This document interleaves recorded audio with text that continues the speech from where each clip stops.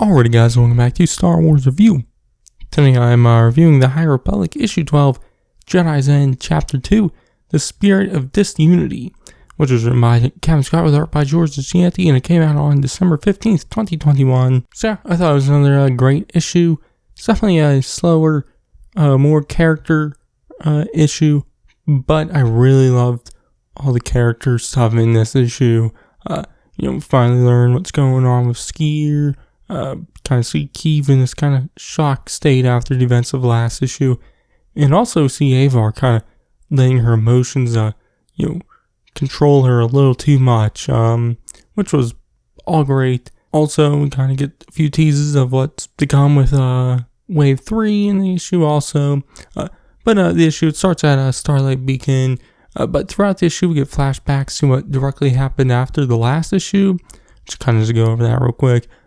We see Avar failed to use the Force to bring down Lorna D's ship, and she then wants to go directly after it, but Skier kind of tells her that, they shouldn't, and that they should deal with Keeve and the twins first, getting them back to Starlight and whatnot, which Avar then kind of goes off on him, telling him that, basically he can't tell her what to do right now because of just moments beforehand, he didn't follow her orders, and it kind of was a little reckless. And she tells him that his actions aren't worthy of a Jedi, which, Skier says she is right, and that he can explain, but she doesn't want to hear it, and she asks for his lightsaber, which he hands over, and she tells him that, he has been relieved of his duties as a Jedi, at least pending a decision from the Council, which, Keeve is upset by this, tries to get Avar to change her mind, but that's the last of the flashback stuff we see. In the present, we see Avar, Keeve, and Stalomaru talking with Stelgios about stuff. I guess they've been towing Starlight Beacon around the different planets and whatnot. I guess they were at Dalna, which I assume we'll see that in the middle grade novel Mission Disaster, because we know that novel will take place in Dalna. But now they've been towed to Irem, because I guess there's been some cyclone was laid waste to the planet. I assume we'll probably see more of all that in the Fallen Star also. But they're just discussing, their relief missions and whatnot for those planets. But Avar brings up an assault on No Space, or the Great Hall of Nile, which, it's the Nile's like main operating place, or at least Marchion Road, where he is and whatnot. Which I guess the Jedi have gone in a Nile path, which will lead them directly to it. And so, we kind of see Avar and Stellan arguing about it. Stellan wants to be more cautious about it, but Avar wants to do a full-on assault. Which, all while this is going on, we see Keeve's inner thoughts. And, she's blaming herself for the failure on Axis and why Avar has been acting up. The way, letting her emotions get the best of her, and also the state the twins are in, which directly after all that we see her go and see them, which they've now turned to stone, laying in the med center.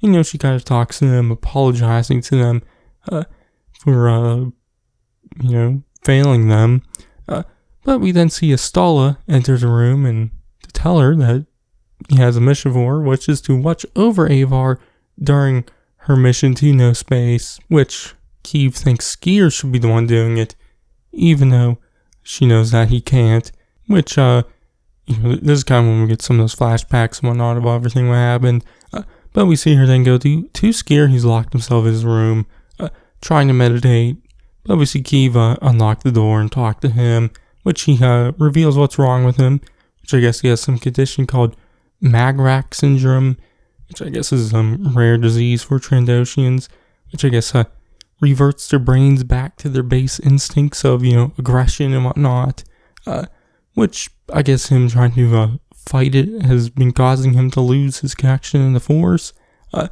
he tells Keeve that, he may recover from it, but he might completely lose his connection to the Force, and so he thinks he should focus on recovering and maintaining balance. Which, Keeve is upset by all this, asking him why he's just giving up, which, he says he isn't, but, then she tells him all about how Stalu wants her to look after Avar and their mission in no space and whatnot, and how everything she's led recently has just went bad, and so she needs him. She says she needs him, which Skier tells her that's not true, and that she must go fulfill her duty, and that she's a Jedi. Which she responds with that she is, and that she thought he was also one, but she guesses that she's wrong. But we then see Kiev board the Ataraxia, which Avar is pleased to see her, thinking that she was going to stay behind. Which Kiev lies to her and says that she wanted to do the mission for Tarek and Sarat. Which we then see Skier board and says that he does too. Which Avar is surprised to see him, but Kiev vouches for him, saying that if he does something wrong, she'll take care of him herself. And so they, Avar agrees with it, and then they set course for no space, and that's where the issue ends. So, like I said, I thought it was a great issue. Learning, more about what's been going on with Skier was great. I also really like seeing Avar's emotions kind of get the best of her, kind of control her a little too much, which, is great because, when we first see her in, the High Republic, Light of the Jedi, we see her become this big hero, kind of described as what a Jedi is supposed to be. And then throughout the series, we've been kind of seeing her lose her way a little, I guess. Working with the Hutts, clashing heads of Stellan, sending Kiev undercover behind Stellan and the Council's back, and now letting her, emotions kind of drive her a little too much. So I really liked her in this issue, kind of seeing her in this state. Excited to see how she acts in the last 3 issues. If, she can find her way again, or, fall deeper into, some dark side stuff, I guess. Letting her emotions control her. And, also Kiev in this issue, great. Blaming herself for what happened on Axis, even though it wasn't really her fault. Some of the blame falls on, Avar also for sending her undercover, doing a dangerous mission like that. And, also seeing her not believe in herself and needing Skier, even though she probably is fine without needing him.